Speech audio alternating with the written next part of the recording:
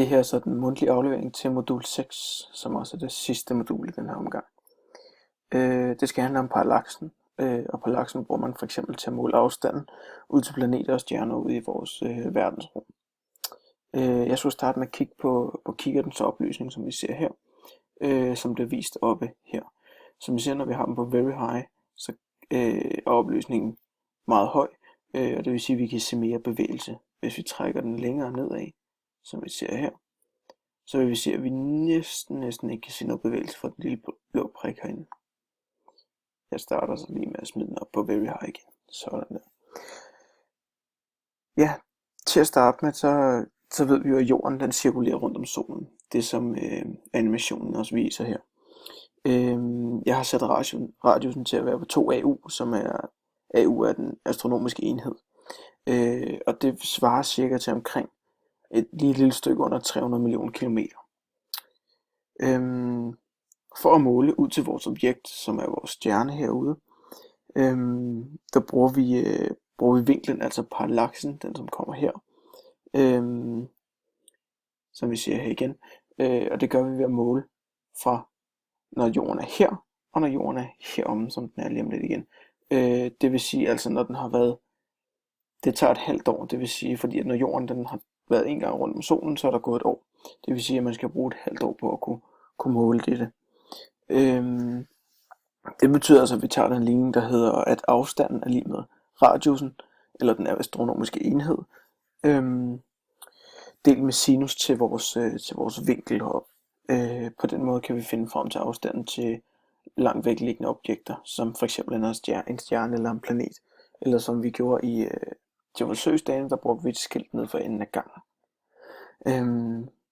Det er også en god ting at se det på den måde, som ligesom kan få skalaen lidt ned måske. Derudover så bruger vi også det, der hedder et buesekund til målingen af selve vinklen.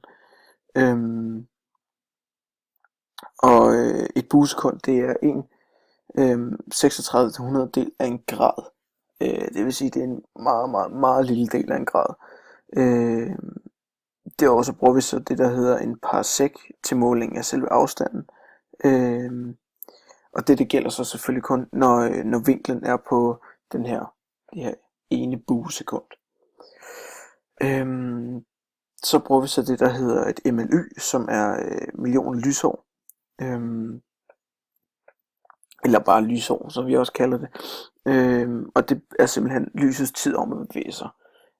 Og det bruger man oftest, når man snakker i større basis i galaksen, når man for eksempel hører i fjernsyn i tv-visen eller andet, om at det ligger millioner af lysår væk.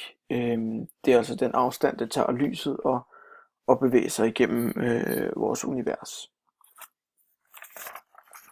Så skal jeg så fortælle lidt om, når man ændrer på de her 2 enheder hernede, de 2 øverste heroppe.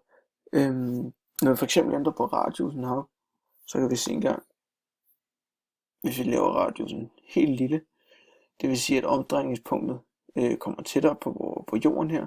Det vil også sige, at vores parallakse, vores vinkel heroppe bliver langt mindre. Hvis vi derimod får den op i en større skala, så vil vores parallakse og vores vinkel altså komme ud og blive en hel del større. Hvis jeg sætter den ned på omkring 2 igen, så har vi distancen, det vil altså sige afstanden, og hvis vi ændrer på den og rykker vores planet tættere på, vil det også sige, at vi får en større parallakse, altså vi ændrer på parallaksen, og hvis vi rykker den længere væk, skal vi lige fange den her engang, så kommer vores parallakse ikke til at være lige så stor. Så skal jeg så lige fortælle lidt om afstand i animationen i forhold til den blå stjerne herude. Om jeg synes den virker oprigtigt og virkelig. Det synes jeg. Jeg synes at animationen gør det meget livligt.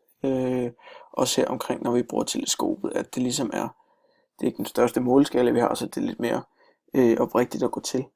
Og det samme herinde. Og det er faktisk min begrunding til svaret her. At jeg synes det er oprigtigt at bruge. Også når man kigger på tallene, at det passer utrolig godt med hvad jeg har læst indtil videre. At det er de tal her, der ligesom giver den samme effekt.